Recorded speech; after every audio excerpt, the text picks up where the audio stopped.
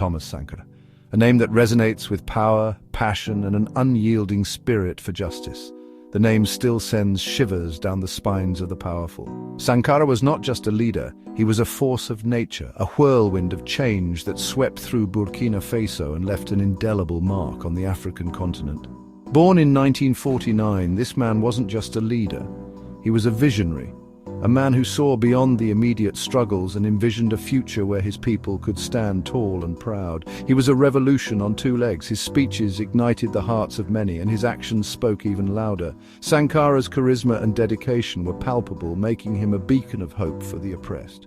Sankara became president of Burkina Faso in 1983. But this wasn't just another political ascension, it was the dawn of a new era, a time when the people of Burkina Faso began to believe in the possibility of real change. But this wasn't your typical politician grabbing power, this was different. Sankara's rise to power was fueled by a genuine desire to uplift his people, to break the chains of oppression and to create a society where everyone had a voice. This was about giving power back to the people. Sankara believed in grassroots movements, in the strength of the collective. He knew that true power lay in the hands of the people, and he was determined to return it to them. Sankara wasn't born with a silver spoon. He came from humble beginnings, understanding the struggles of the common man. His early life was marked by the same hardships faced by many in Burkina Faso. He saw the struggles of everyday people. He lived among them, worked alongside them, and felt their pain. This deep connection to his roots shaped his vision and fueled his determination to bring about change. And he knew things had to change. Sankara was not content with the status quo. He was driven by a relentless pursuit of justice and equality, always pushing the boundaries to create a better future for his people. He believed in a simple idea, Africa for Africans. This was not just a slogan, it was a call to action. Sankara envisioned a continent free from the shackles of colonialism and neo-colonialism, a place where Africans could determine their own destiny.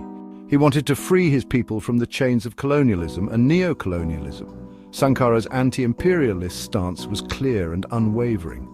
He spoke out against the exploitation of Africa's resources and the subjugation of its people.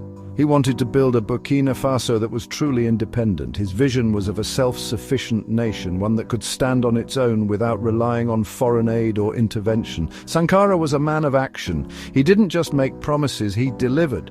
His policies were bold and transformative, aimed at improving the lives of the people and fostering a sense of national pride. He didn't just talk the talk, he walked the walk. Sankara led by example, showing that true leadership is about serving the people and being accountable to them. He lived simply, just like the people he served. Sankara rejected the trappings of power and privilege, choosing instead to live a modest life that reflected his commitment to equality and justice. He even sold off the government's fancy cars and made everyone drive the cheapest car available. This was more than a symbolic gesture, it was a statement of solidarity with the people and a rejection of excess and corruption. This was a leader who understood the people because he was one of them. Sankara's empathy and genuine concern for his fellow citizens set him apart from many of his contemporaries. His time in power was short, but in those brief 4 years he left a legacy that continues to inspire. Sankara's impact was profound, and his vision for a better Burkina Faso lives on, but in just 4 years he transformed Burkina Faso. He tackled corruption head-on, he empowered women. Sankara's policies were progressive and inclusive, aimed at creating a more just and equitable society. He fought for the poor and marginalized. Sankara's commitment to social justice was unwavering, and he worked tirelessly to uplift those who had been left behind. He showed the world what a truly independent Africa could look like. Sankara's vision extended beyond Burkina Faso, inspiring movements across the continent and challenging the global status quo. And the world was watching. Sankara's legacy is a testament to the power of visionary leadership and the enduring spirit of the African people. Sankara didn't mince words. He was a man of conviction, a leader who believed in the power of truth and the necessity of speaking it, no matter the consequences. His speeches were fiery, filled with passion and a deep-seated belief in justice. He didn't just talk about change, he embodied it. His words were a call to action, a rallying cry for those who had been oppressed for far too long. He called out the West for what he saw as their game exploiting Africa for their own benefit. Sankara was acutely aware of the historical injustices that had been inflicted upon his continent. He saw the extraction of resources, the manipulation of economies, and the subjugation of peoples as a continuation of colonial exploitation. He wasn't afraid to name the culprits and demand accountability. He spoke out against imperialism and neo-colonialism. For Sankara, these were not just abstract concepts, they were lived realities that affected the daily lives of millions. He understood that political independence was meaningless without economic independence. He saw how neo-colonialism operated through economic means, keeping African nations in a state of perpetual dependency. He knew that true independence meant breaking free from the grip of former colonial powers. Sankara envisioned a future where African nations could stand on their own, free from the influence and control of foreign powers. He believed in the potential of his people and the richness of their land. He saw the possibility of a self-sufficient Africa, thriving on its own terms. He refused to let Burkina Faso be a puppet of any foreign nation. He understood the game. Sankara was a strategic thinker, always aware of the larger geopolitical dynamics at play. He knew that accepting foreign aid often came with strings attached, strings that could entangle his nation in a web of dependency and control. He was determined to cut those strings and chart an independent course for Burkina Faso. He knew how the West used debt to keep African nations under their thumb. Sankara was vocal about the debt crisis, understanding it as a tool of neocolonialism. He argued that the debt was not the responsibility of the African people, who had not benefited from the loans that had been taken out in their name. He called for the cancellation of these debts, seeing them as illegitimate and unjust. He knew how they used aid as a weapon to control African economies. Sankara was critical of foreign aid, seeing it as a means of maintaining control over African nations. He believed that aid often came with conditions that undermined the sovereignty of recipient countries. He advocated for self-reliance and the development of local industries, arguing that true development could only come from within. And he refused to play their game. Sankara's defiance was not just rhetorical, it was practical. He implemented policies aimed at reducing dependency on foreign aid, promoting local production and fostering a sense of national pride and self-sufficiency. His vision was one of empowerment, where the people of Burkina Faso could take control of their own destiny. He called for a united Africa, free from foreign interference. Sankara was a Pan-Africanist, believing that the liberation of Africa could only be achieved through unity. He reached out to other African leaders, advocating for solidarity and cooperation. He saw the struggles of individual nations as interconnected, part of a larger fight against imperialism and neo-colonialism. He knew that the path to true liberation wouldn't be easy. Sankara was realistic about the challenges ahead. He understood that the forces of imperialism and neo-colonialism were powerful and deeply entrenched, but he also believed in the resilience and strength of his people. He was committed to the struggle, no matter how difficult it might be. He knew that challenging the status quo would make him enemies. Sankara was aware that his stance would provoke opposition, both from within and outside his country. He faced criticism and resistance from those who benefited from the existing system, but he remained steadfast, driven by a vision of justice and equality. But Sankara was never one to back down from a fight. His determination was unwavering. He led by example, showing that true leadership meant standing up for what was right, even in the face of adversity. His courage inspired many, and his legacy continues to resonate. He stood up for what he believed in, even when it was dangerous. Sankara's commitment to his principles was absolute. He knew the risks, but he also knew that the fight for justice and freedom was worth it. His life and work remain a testament to the power of conviction and the enduring struggle for a better world. Sankara had a vision for a self-reliant Burkina Faso. He knew his country was rich in resources. He believed that Burkina Faso could stand on its own 2 feet. He didn't believe in handouts. He believed in hard work and determination. He encouraged his people to produce what they needed. He knew that relying on foreign aid was a trap. It kept African nations dependent and begging for scraps. He wanted to break free from that cycle. Sankara's message was clear. We must consume what we produce and produce what we need. His policies reflected this commitment to self-reliance. He promoted local industries. He invested in agriculture to make Burkina Faso food secure. He believed that true independence meant economic independence, and he was determined to achieve that for his people. Section 4, United Africa. Sankara's dream, Sankara's fight.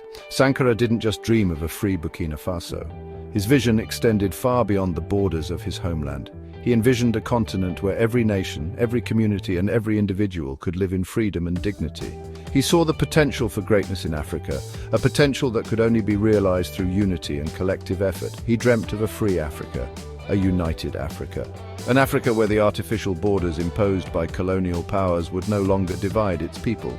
He believed that the true strength of Africa lay in its unity, in the ability of its people to come together and work towards a common goal. An Africa that stood together against the forces of imperialism and neo-colonialism. Sankara was acutely aware of the lingering effects of colonialism, how it continued to shape the political and economic landscape of the continent. He knew that only by standing together could African nations resist these external pressures and forge their own path. He believed that Africa's strength lay in its unity.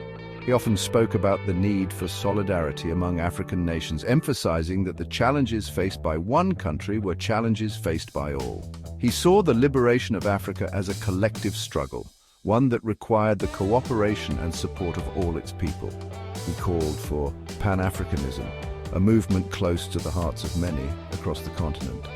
Pan-Africanism was not just a political ideology for Sankara, it was a way of life, a guiding principle that informed all his actions. He believed that by embracing Pan-Africanism, African nations could overcome their differences and work together towards a brighter future.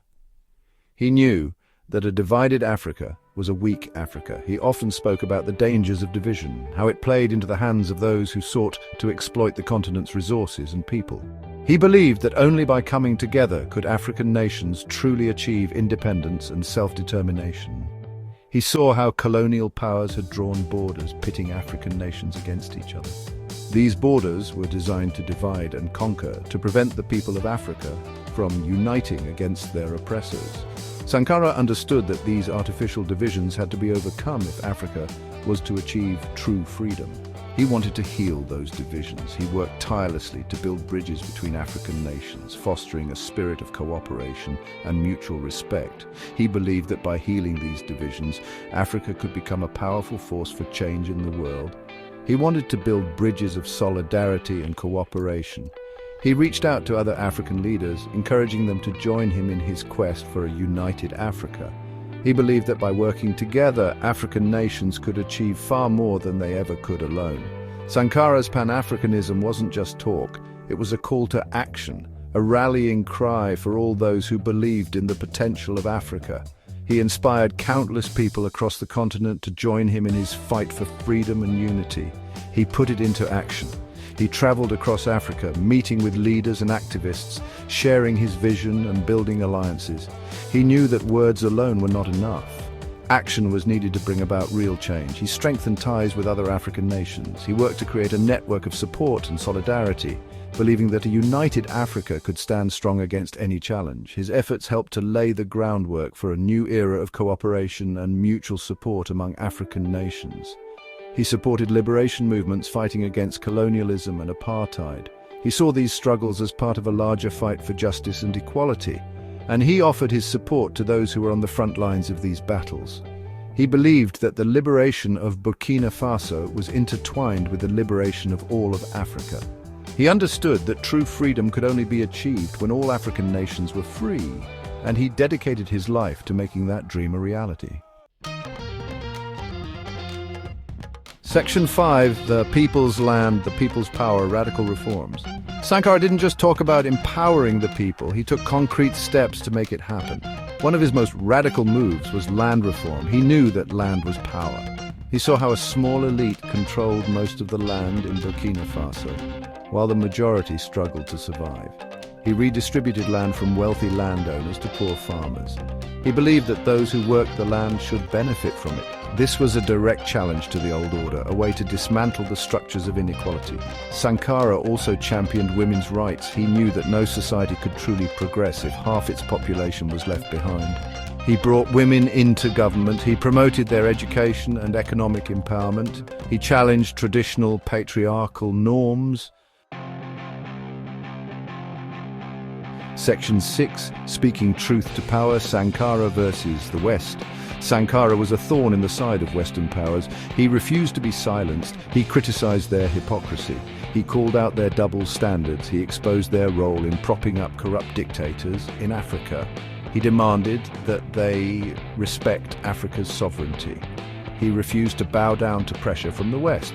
He knew that true independence meant standing up for what you believe in, even when it was unpopular. He challenged the narrative that the West was always right, that their way was the only way. His voice resonated with many across Africa and beyond. He became a symbol of resistance, a voice for the voiceless, but his boldness came at a price. He made powerful enemies, enemies who wouldn't hesitate to silence him.